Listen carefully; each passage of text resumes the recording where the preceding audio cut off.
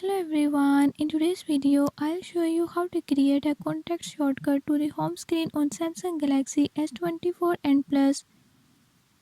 In this video I'm gonna show you how you can do it. Before I start, if you are new to my channel, don't forget to subscribe and hit the bell icon. Watch complete video and learn how you can do it. Let's watch the video.